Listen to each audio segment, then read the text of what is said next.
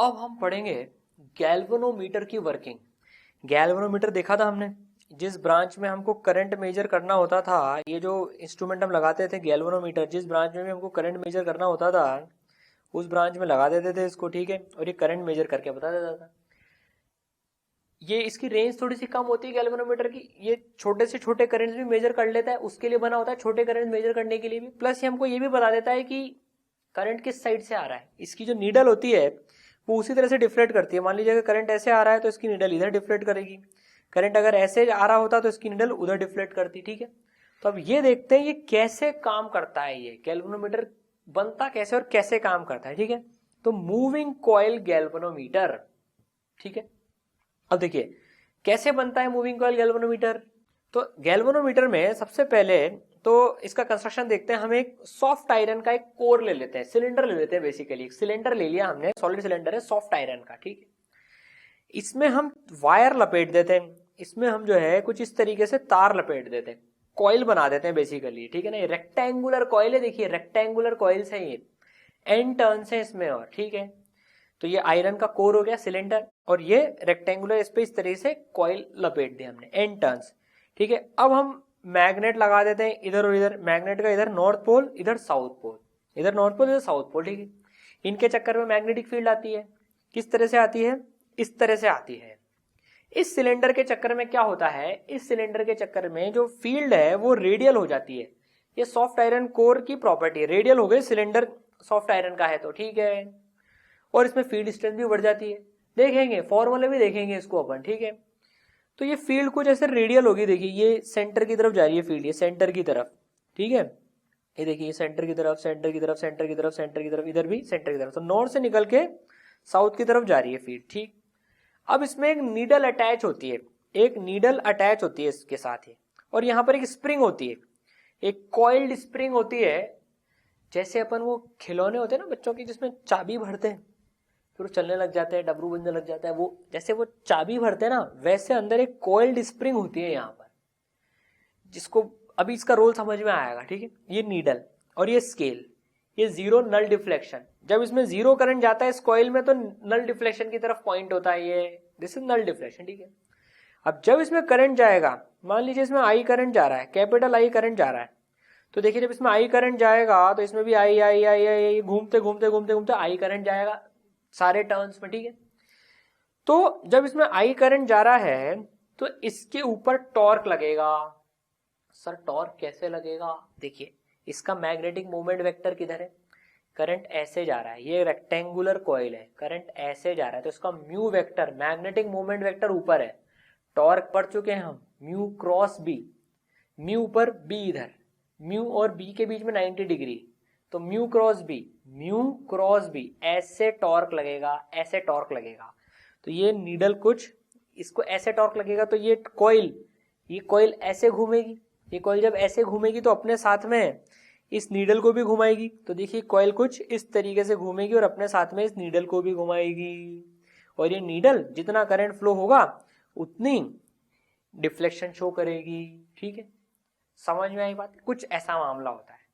चलिए अब देखते हैं कितने करंट पे कितना डिफ्लेक्शन आएगा, कैसे ये एग्जैक्ट फॉर्मूला क्या लग रहा है, कितना टॉर्क लग रहा है, उसको एक्सप्लोर करते हैं जरा अपन, ठीक है। अच्छा और ये भी देखेंगे इसमें कि करंट जब उल्टा फ्लो करता है तो टॉर्क उल्टा कैसे लगता है, ठीक है। चलिए तो अब गैल्वेनोमीटर को जरा डिटेल में एक्सप्लोर करते हैं। तो ये नॉर्थ साउथ पोल मैग्नेट्स के, ठीक है, मैग्नेटिक फील्ड आ गई, और ये कॉइल, ठीक है। अब देखिए जब इसमें करंट फ्लो होगा, अच्छा इस सिलेंडर कोर क्या करता है, ये cylindrical soft iron core makes field radial and also increases its strength.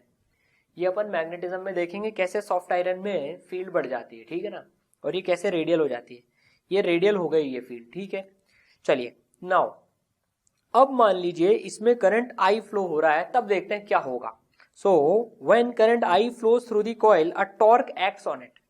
अब देखिए जब आई करंट फ्लो होगा, बिल्कुल आराम से समझते हैं, देखो इसको, जब आई करंट फ्लो होगा इसमें तो इसका जो म्यू वेक्टर है, म्यू मैग्नेटिक मोमेंट वेक्टर, वो किधर आएगा, ऊपर की तरफ आएगा। तो जो म्यू वेक्टर आएगा वो ऊपर की तरफ आएगा। मैग्नेटिक फील्ड किधर है, इधर है मैग्नेटिक फील्ड, इनके बीच में एंगल कितना है, 90 डिग्री। देखिए म्यू वेक्टर अभी है ऊपर की तरफ, मैग्नेटिक फील्ड रेडियल है इधर की तरफ, ठीक है। तो टॉर्क लगेगा म्यू क्रॉस बी। ये नीडल ऐसे घूमेगी, ये नीडल कुछ इस तरीके से घूमेगी, इस वाली साइड में घूमेगी नीडल ये, ठीक है, अगर करंट इधर आया तो। ठीक, अब मान लीजिए अगर करंट बी तो इधर ही है, बी तो इधर की इधर ही है, अब मान लीजिए अगर करंट उल्टा फ्लो करता, मान लीजिए इसमें करंट ऐसे फ्लो करता दूसरी साइड से, तो म्यू वेक्टर किधर हो जाता, नीचे हो जाता, तो म्यू वेक्टर हो जाता नीचे, बी वेक्टर तो आगे ही है इधर की तरफ, तो mu cross B, right hand rule, mu cross B, ये नीडल ऐसे घूमती, तो ये नीडल उल्टी घूमती फिर।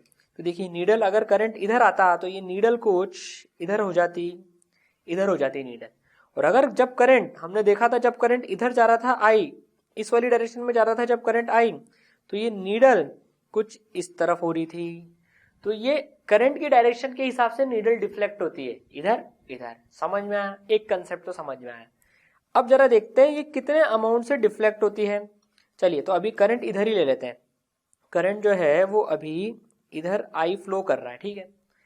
टॉर्क कितना होता है भाई, टॉर्क होता है mu cross B, mu cross B, mu कितना है, म्यू है magnetic moment N I A, N तो टोटल नंबर ऑफ टर्न्स है, टोटल टर्न्स एन है, आई करंट जा रहा है, ए इसका एरिया, ए एक टर्न का एरिया। अब सर एक टर्न कैसा है, देखो रेक्टेंगुलर टर्न्स है, इसमें रेक्टेंगुलर टर्न्स हैं ये, और पीछे तक जा रहा है और फिर ऐसे घूम के ऐसे वापस आ रहा है ये। तो देखिए ये लेंथ तो कितनी हो गई टर्न की, ये लेंथ अगर हम देखें तो ये लेंथ कितनी हो गई, रेडियस अगर आर है तो ये लेंथ तो हो गई 2r, और इस सिलेंडर अगर एल लेंथ का है तो ये एल, तो जो एरिया हो जाएगा, ये जो एरिया है ये हो जाएगा 2rl।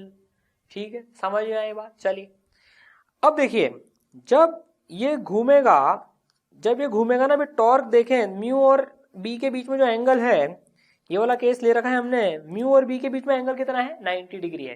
देखिए म्यू और बी के बीच में angle 90 degree, angle between mu and B is always 90, हमेशा 90 होता है।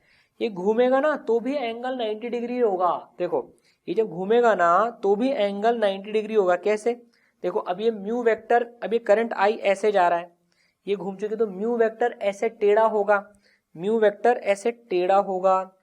अब बी भी तो रेडियल हो गई, बी तो हमेशा ही रेडियल है इसके, तो देखो अब ये म्यू ऐसे और ये बी ऐसे, तो देखो हमेशा 90 डिग्री एंगल है, तो जो टॉर्क होगा mu B sine 90, mu B sine 90, तो टॉर्क की वैल्यू हो जाएगी N I A B, N I A B, N I A B. समझ में आई बात, देखो टॉर्क का मैग्नीट्यूड आ गया एन आई ए बी, ठीक है।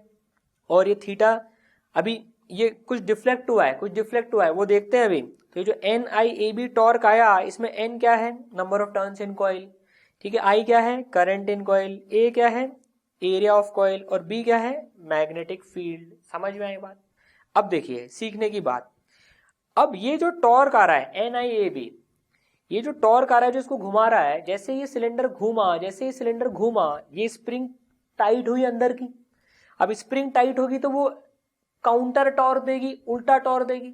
जैसे होता है ना हम खिलौने में वो चाबी भरते हैं तो थोड़ा जोर लगाना पड़ता है, हमें उल्टी डायरेक्शन में टॉर्क मिलता है, उसी तरह से इसको उल्टी डायरेक्शन में टॉर्क मिलेगी, ये स्प्रिंग इसको टॉर्क देगी। तो this torque is balanced bye counter torque of spring of torsional constant के। मान लीजिए स्प्रिंग का टॉर्शनल कांस्टेंट है के, ठीक है, तो और ये एंगल घूम चुका है थीटा, इसमें डिफ्लेक्शन जो आ चुका है वो थीटा एंगल का डिफ्लेक्शन आ चुका है इसमें, मान लीजिए, ठीक है, ये नीडल नल डिफ्लेक्शन से थीटा एंगल डिफ्लेक्ट हो चुकी है, तो इसका जो टॉर्क आएगा, जो टॉर्क आएगा वो आएगा के थीटा के बराबर। देखिए नीडल में क्या डैम्पिंग होती है, मतलब जैसे टॉर्क लगता है ना, यूं घूमती है और फिर सेटल होके वहां सेटल हो जाती है जहां पर टॉर्क बैलेंस हो रहा है, तो टॉर्क बैलेंस हो गया, N I A B equal to K theta, ठीक है, थीटा डिफ्लेक्शन है गैल्वेनोमीटर में, ठीक है। तो बस अब थीटा की वैल्यू कितनी आ जाएगी, N I A B by K, N I A B by K. देखिए एक गैल्वेनोमीटर के लिए एन तो फिक्स्ड है, ए जो इसका एरिया है वो भी फिक्स्ड है, वो तो गैल्वेनोमीटर अंदर तैयार हो गया, बी जो मैग्नेट लग गई वो लग गई, और के जो स्प्रिंग लग गई जो लग गई। अब देखिए थीटा प्रोपोर्शनल टू आई आ रहा है, आना भी चाहिए, मतलब जितना ज्यादा हम करंट भेजेंगे, जितना ज्यादा हम करंट भेजेंगे ये उतनी ही ज्यादा नीडल डिफ्लेक्ट होगी, जितना ज्यादा करंट भेजेंगे उतनी ज्यादा नीडल डिफ्लेक्ट होगी, होनी भी चाहिए भाई। अगर 5 एम्पियर पे ये इतनी आ रही है तो 5 मिली एम्पियर पे इतनी आ रही है, तो 10 मिली एम्पियर पे इतनी आनी चाहिए, डबल आनी चाहिए ना। तो वो कंडीशन होल्ड भी कर रही है। थीटा क्या है? डिफ्लेक्शन है गैल्वेनोमीटर में, जो ये गैल्वेनोमीटर है इसमें डिफ्लेक्शन है थीटा। तो जितना ज्यादा करंट होगा उतना ज्यादा डिफ्लेक्शन, उल्टी डायरेक्शन में वही होगा। अगर करंट उल्टा होगा और जितना ज्यादा होगा तो उतना ज्यादा डिफ्लेक्शन आएगा, जितना कम करंट उतना कम डिफ्लेक्शन, और जीरो करंट पे तो ये बीचों बीच रहेगा। ऐसे डिजाइन होता है ये गैल्वेनोमीटर। ठीक है, समझ में आई बात? तो देखिए टॉर्क कितना आया, NI AB equal to K theta, theta की value NI AB by K। Theta क्या है? डिफ्लेक्शन है इसमें, जितना ज्यादा करंट उतना ज्यादा डिफ्लेक्शन इस नीडल का। ठीक है, समझ में आई बात? चलिए अब इस गैल्वेनोमीटर की सेंसिटिविटी देखते हैं, करंट सेंसिटिविटी और वोल्टेज सेंसिटिविटी। सर क्या होती है सेंसिटिविटी? देखिए किसी भी इंस्ट्रूमेंट की अगर हम बात करें, तो जो सेंसिटिविटी होती है, देखिए अभी क्या हो रहा है, इसमें करंट आई फ्लो करने पर ये थीटा डिफ्लेक्ट हो रहा है, करंट आई फ्लो करने पर ये थीटा डिफ्लेक्ट हो रहा है। ठीक है ना। अब करंट आई कैसे फ्लो कर रहा होगा भाई, इसको किसी सर्किट में लगाया होगा, उस सर्किट में करंट आई फ्लो कर रहा है जिस ब्रांच में, तो करंट आई फ्लो कर रहा है तो थीटा घूम रहा है। ठीक है। अब किसी भी इंस्ट्रूमेंट की जो सेंसिटिविटी होती है ना, उसका कंसेप्ट क्या होता है, देखिए सेंसिटिविटी का कंसेप्ट क्या होता है कि इंस्ट्रूमेंट कितना सेंसिटिव है। तो जैसे अभी डिफाइन करेंगे, देखिए सेंसिटिविटी कैसे डिफाइन करी जाती है। सेंसिटिविटी डिफाइन करी जाती है रिस्पॉन्स, जनरली जो डिफाइन करी जाती है रिस्पॉन्स अपॉन स्टिमुलस, मतलब कितना वो रिस्पॉन्ड कर रहा है जब उसमें हमने कुछ स्टिमुलस भेजा। जैसे इसमें करंट आई भेजा तो कितना थीटा डिफ्लेक्ट हो रहा है। वो ज्यादा सेंसिटिव गैल्वेनोमीटर वो कहलाएगा जो कि ज्यादा थीटा डिफ्लेक्ट करेगा सेम करंट आई पर। ठीक है, वो रिस्पॉन्स ज्यादा दे रहा है। देखिए इस गैल्वेनोमीटर का रिस्पॉन्स क्या है, ये रिस्पॉन्स कैसे दे रहा है इस करंट का, ये रिस्पॉन्ड कैसे कर रहा है, ये एक्ट कैसे कर रहा है, रिएक्ट कैसे कर रहा है, डिफ्लेक्ट, अपनी नीडल को डिफ्लेक्ट करा के। तो जितना ज्यादा डिफ्लेक्शन होगा सेम करंट के लिए, मान लीजिए इसमें 2 मिली एम्पियर का करंट जा रहा है, तो जिस गैल्वेनोमीटर में ज्यादा डिफ्लेक्शन होगा वो ज्यादा सेंसिटिव है। भाई दो बच्चे मान लीजिए, एक बच्चा सेंसिटिव है और एक ढीठ बच्चा है, जिसको हम कहते हैं ना ढीठ है बिल्कुल यार, ये तो यार हम हमारे दोस्त को इसे कहते हैं तो ढीठ है ये तो यार, एकदम सुनता ही नहीं है, तो कुछ करता ही नहीं है, सुनता ही नहीं है। तो सेंसिटिव बच्चा, उसके मान लो उसके मान लीजिए उसके घर वाले कह रहे हैं बेटा होमवर्क कर ले, और वो एक बार बोलने पर ही पूरा होमवर्क कर रहा है, तो he is like very sensitive, he or she is very sensitive. यार थोड़ा सा स्टिमुलस दिया, एक बार बोला तो होमवर्क कर लो, उसने पूरा होमवर्क खत्म कर लिया, तो वो बहुत सेंसिटिव बच्चा है, सही बात है। और एक है 5 बार बोल रहे हैं घर वाले भैया कि होमवर्क कर ले, होमवर्क कर ले, होमवर्क कर ले, तो भी थोड़ा सा होमवर्क कर रहा है। मान लीजिए आपका कोई दोस्त है ऐसा, तो वो कम सेंसिटिव है। समझने का पॉइंट है देखो, तो सेंसिटिविटी मतलब कितना रिस्पॉन्ड कर रहा है। तो कोई गैल्वेनोमीटर ज्यादा सेंसिटिव कब होगा, करंट सेंसिटिविटी उसकी ज्यादा कब होगी, जब वो ज्यादा थीटा होगा सेम करंट के लिए।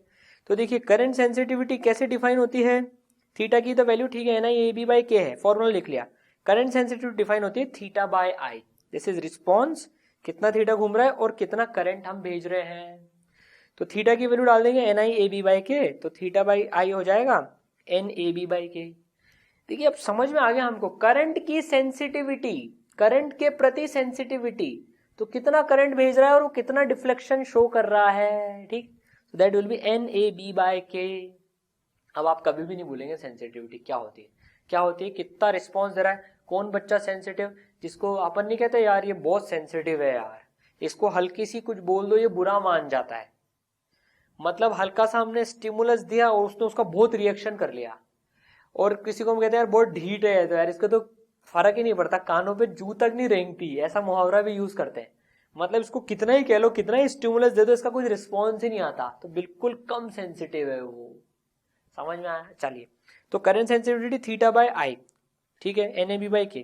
अब मान लीजिए वोल्टेज सेंसिटिविटी, अब इस सर्किट में हमने इस गैल्वेनोमीटर को किसी एक सर्किट से कनेक्ट करा होगा। भाई गैल्वेनोमीटर का जो सिंबल यूज करते हैं G, उसको किसी सर्किट से तो कनेक्ट करते हैं। ठीक है, मान लीजिए इसका रेजिस्टेंस है R, इसको हमने V वोल्टेज के, और भी सर्किट्स लग रहे होंगे, ठीक है, इसके अक्रॉस जो पोटेंशियल डिफरेंस है मान लीजिए V है, यहाँ पर कुछ और एलिमेंट्स भी लग रहे होंगे, ठीक है, यहाँ पर कुछ और एलिमेंट्स भी लग रहे हैं, कोई फर्क नहीं पड़ रहा, हमें तो इसमें मेजर करना है करंट। ये बैटरी मान लीजिए E की बैटरी है, गैल्वेनोमीटर के अक्रॉस जो वोल्टेज ड्रॉप आ रहा है मान लीजिए वो V है, ठीक है। तो वोल्टेज सेंसिटिविटी कितनी हो जाएगी, थीटा बाय V। कितना एंगल ये घूम रहा है, V वोल्टेज लगाने पर। और V वोल्टेज कितनी हो जाएगी भैया, V वोल्टेज हो जाएगी, इसके अंदर अगर करंट I जा रहा है तो I इंटू आर, तो V के बदले रख देंगे I इंटू आर, तो ये हो जाएगा I इंटू आर, तो थीटा बाई आई की वैल्यू ये और आर से डिवाइड हो जाएगा, तो कितनी आ जाएगी ये NAB बाई के आर, ये वोल्टेज सेंसिटिविटी है NAB बाई के आर, ठीक है, समझ में आई बात, बिल्कुल।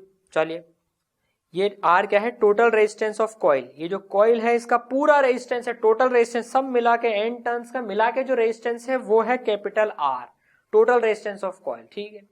तो करंट सेंसिटिविटी, वोल्टेज सेंसिटिविटी, क्या I current sensitivity NAB by के और वोल्टेज सेंसिटिविटी NAB बाई के आर, और ये है एंगल थीटा। अब देखिए अपन करंट सेंसिटिविटी कैसे बढ़ा सकते हैं, N बढ़ा के भी बढ़ा सकते हैं, नंबर ऑफ टर्न्स बढ़ा दिए, नंबर ऑफ टर्न्स बढ़ा दिए तो करंट सेंसिटिविटी बढ़ जाएगी। अगर N इंक्रीज कर दिया तो ये जो करंट सेंसिटिविटी ये बढ़ जाएगी। सर वोल्टेज सेंसिटिविटी देखने पे तो लग रहा है बढ़ जाएगी, पर ये नहीं बढ़ेगी, ये सेम रहेगी, ध्यान रखना। क्यों, देखो बहुत ध्यान से समझना, N बढ़ा दिया हमने, नंबर ऑफ टर्न्स मान लीजिए डबल कर दिए, नंबर ऑफ टर्न्स पहले जो 5 थे अब 5 से 10 कर दिए, तो भैया रेजिस्टेंस भी तो R से 2R हो जाएगा, क्योंकि अब लेंथ डबल हो गई ना। अपन ने number of turns N equal to 5 से N इक्वल टू 10 कर दिए, तो रेजिस्टेंस भी तो R से डबल हो जाएगा, 2R हो जाएगा। तो करंट सेंसिटिविटी बढ़ रही है अगर नंबर ऑफ टर्न्स बढ़ाने से, इसका मतलब ये नहीं कि वोल्टेज सेंसिटिविटी भी बढ़ेगी। अगर अपन नंबर ऑफ टर्न्स बढ़ा रहे हैं तो करंट सेंसिटिविटी बढ़ेगी, वोल्टेज सेंसिटिविटी सेम रहेगी, ठीक है। हाँ, B बढ़ा दी, मैग्नेटिक फील्ड बढ़ा दी तो दोनों बढ़ जाएगी। अब देखिए मान लीजिए K बढ़ा लिया, ये ज्यादा टॉर्शनल वाली स्प्रिंग ले ली, ज्यादा टॉर्शनल कांस्टेंट है, ठीक है, तो सेंसिटिविटी कम हो गई। K बढ़ाने पे देखिए K स्टिफ स्प्रिंग हो गई एक तरह से, तो वो कम घूमेगी, कम घूमेगी वो। K बढ़ाने का मतलब उसका टॉर्शनल कांस्टेंट ज्यादा, तो घूमेगी कम, तो सेंसिटिविटी कम हो जाएगी, ठीक है। तो क्या देखा हमने इसमें, if increase n, current sensitivity will increase but voltage sensitivity will not change because R will also increase in proportion with n, ठीक है। समझ में आई बात, फंडा समझ में आया, गैल्वेनोमीटर कैसे काम करता है, ठीक है। Moving coil galvanometer.